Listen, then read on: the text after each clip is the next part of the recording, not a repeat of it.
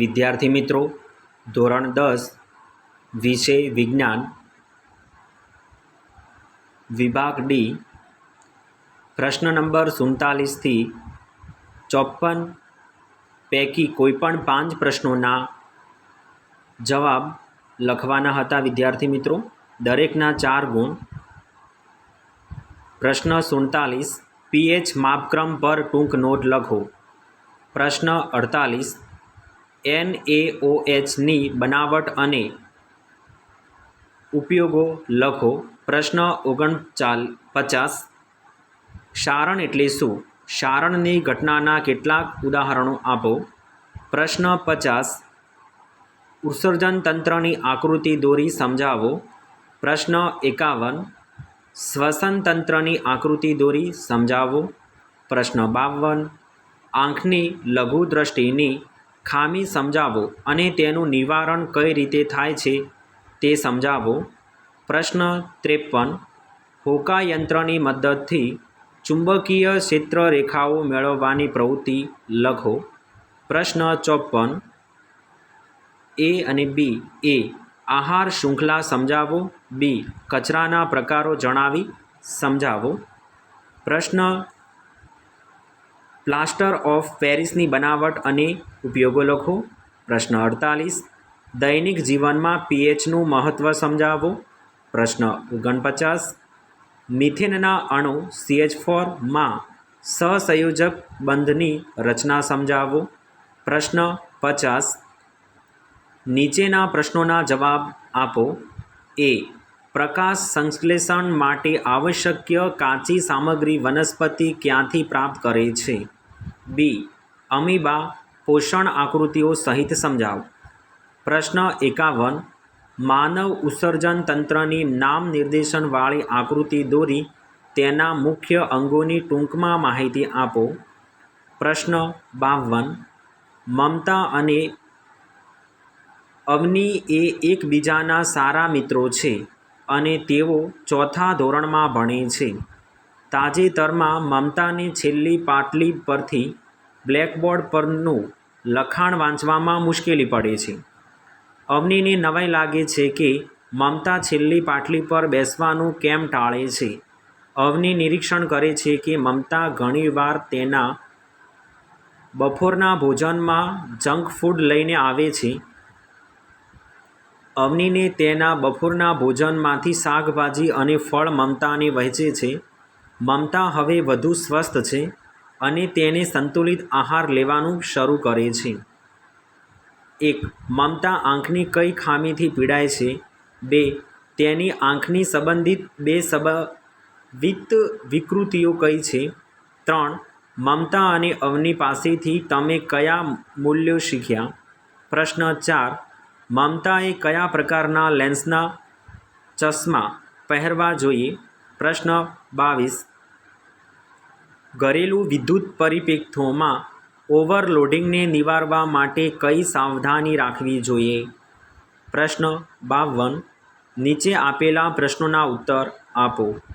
એ, કચરા નિકાલની સમસ્યાને ઓછી કરવા તમે શું યોગદાન આપી શકો છો? તમારા વિચારો જણાવો. બી, આપણા દ્વારા ઉત્પાદિત થતા જૈવ અવિઘટનીય કચરાથી કઈ સમસ્યાઓ ઉત્પન્ન થઈ શકે છે? પ્રશ્ન 47, એ, સજીવના અસ્તિત્વમાં પીએચનું મહત્ત્વ સમજાવો. બી, ખોરાકના પાચનમાં પીએચનું મહત્ત્વ સમજાવો. 48, પ્લાસ્ટર ઓફ પેરિસની બનાવટ અને ઉપયોગો જણાવો. પ્રશ્ન 49, કાર્બનનો સર્વતોમુખી સ્વભાવ સમજાવો.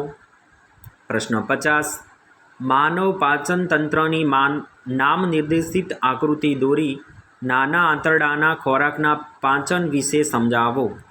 પ્રશ્ન 51, માનવ હૃદય આકૃતિ દોરી રુધિરનું વહન સમજાવો.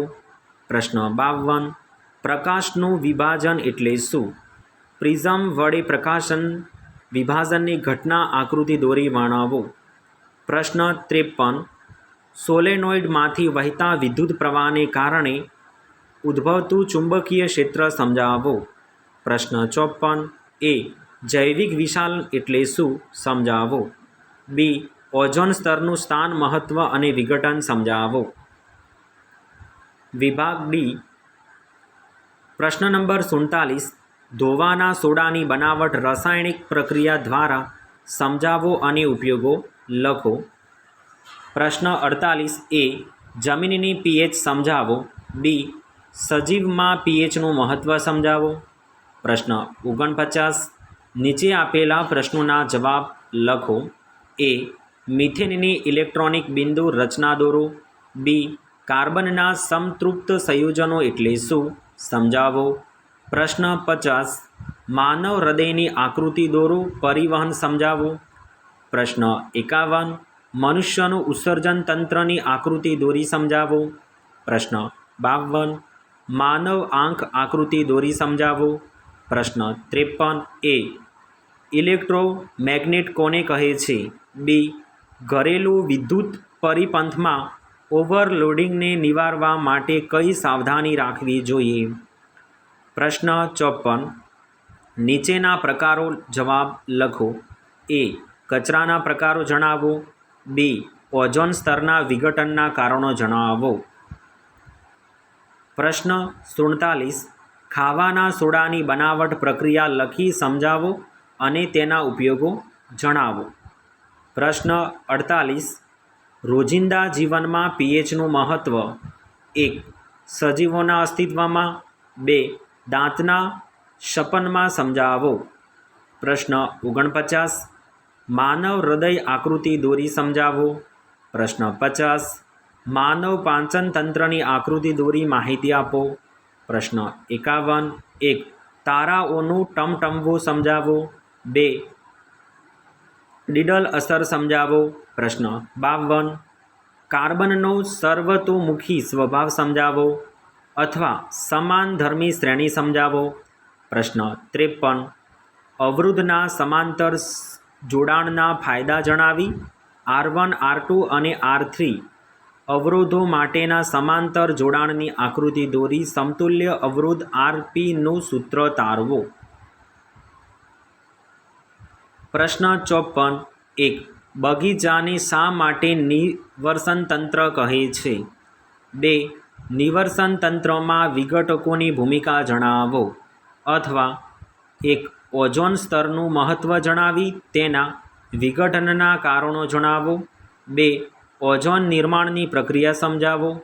અથવા કચરાના પ્રબંધન માટે કયા પગલાં લેવા જોઈએ તેની પદ્ધતિઓ જણાવો. પ્રશ્ન નંબર 54. સાબુની સફાઈ ક્રિયાવિધિ સમજાવો. વિદ્યાર્થી મિત્રો, ઉપર જે પ્રશ્નો આપેલા છે એ પ્રશ્નોના જવાબ વિસ્તૃતમાં વાંચી લેવા જોઈએ. બોર્ડની પરીક્ષામાં પૂછાય એવી પૂરી શક્યતાઓ છે.